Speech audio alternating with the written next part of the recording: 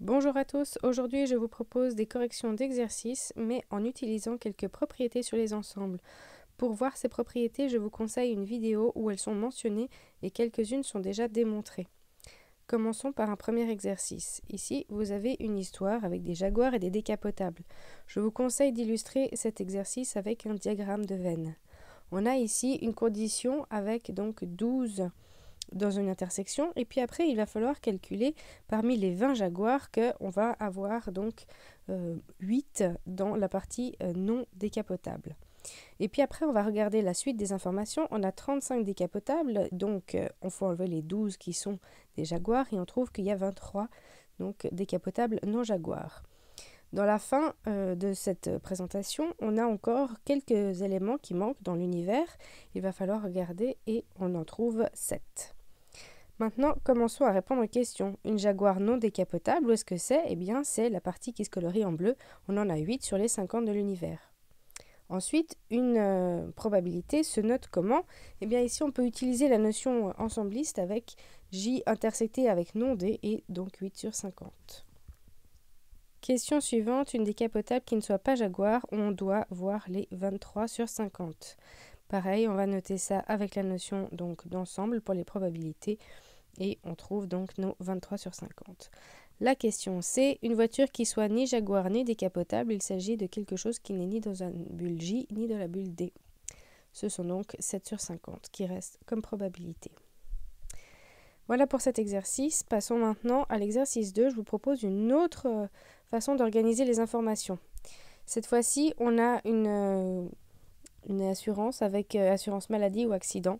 Et donc, je vous propose M pour maladie et non M pour pas assuré pour une maladie, A pour accident et non A pour pas assuré pour les accidents. On a pareil l'intersection ici, c'est la case où on est dans A et M. Et puis après, pour compter sur la suite, on voit qu'on a 300 assurés pour la maladie, enfin contre. Alors on fait une soustraction, on arrive très vite à 180. Et pareil, on va faire pour les autres, pour l'assurance accident, et on doit avoir 400 personnes au total. Combien nous manque? Eh bien, on va soustraire tous les nombres qu'on a déjà dans les cases pour arriver à 400. On arrive à 60. On peut maintenant répondre à la question contre la maladie, mais pas contre les accidents. Il s'agit des 180 sur combien? Eh bien, des 180 sur les 400 au total. Donc ici, ce n'est pas des diagrammes de veine, on a un tableau. Contre la maladie ou les accidents ou les deux. Donc là, on va additionner toutes les possibilités d'être assuré. Donc tout ce qu'on ne veut pas, en fait, c'est ceux qui n'ont pas du tout d'assurance, quoi. Donc on additionne et on a 340 sur 400. Dernière question, ce sont ceux qui n'ont pas du tout d'assurance, ni assurance accident, ni assurance maladie. Et on voit qu'on a 60 sur nos 400. Maintenant qu'on a compris avec des exemples un petit peu concrets, on va réfléchir au même type de problème, mais en utilisant strictement les propriétés. Et on n'a plus du tout de signification pour jaguar décapotable ou maladie accident. On va prendre un ensemble A, un ensemble B, et on va jouer avec vraiment les propriétés. Donc cet exercice, je ne vais pas le faire en entier, mais j'aimerais vous illustrer comment on va utiliser les propriétés pour les premières questions. On va commencer par exemple par un diagramme de veine. On aurait pu faire un tableau, c'est comme vous préférez. Et puis on va regarder que si la probabilité de A c'est une demi, on voit qu'ici il y a une intersection avec B. Et donc la union B, il doit être écrit en A plus B plus A inter B qui est compté 2 fois. Donc ici, on va pouvoir faire une petite équation et puis trouver que dans l'intersection, eh bien, on a un sixième. Vous pouvez vous aider évidemment d'une calculatrice, ça va beaucoup plus vite puisque on n'a pas de dénominateur commun ici, là, rapidement. Dès qu'on a donc notre intersection, on peut calculer la partie de A sans l'intersection, la partie de B sans l'intersection. Donc par exemple pour A, on sait qu'elle vaut une demi, sa probabilité, et puis c'est composé en A sauf B et en A inter B. A inter B, c'est donc un sixième, on vient de calculer. Qu'est-ce qui reste? Une demi moins un sixième, ça vous donnera donc un tiers.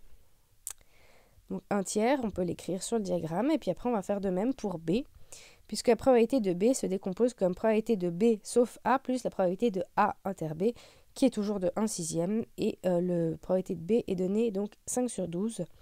On obtiendra donc par soustraction le 1 quart qui est la probabilité de B sauf A. Voilà, on a presque tout. Il nous manque encore la probabilité de ce qui reste dans le tour, au dehors des bulles. Donc là, c'est la probabilité de l'univers, c'est la probabilité de l'union, plus probabilité de tout ce qui est hors de l'union, quoi. Et alors ici, on sait que l'univers, sa probabilité, ça vaut 1. Et puis l'union, c'est donné dans l'énoncé, c'est 3/4. Donc très rapidement, on trouve un quart à l'extérieur. Première question, probabilité de non A. Eh bien, c'est tout l'univers moins la probabilité de A. Donc 1 moins 1/2, on trouve 1/2 rapidement.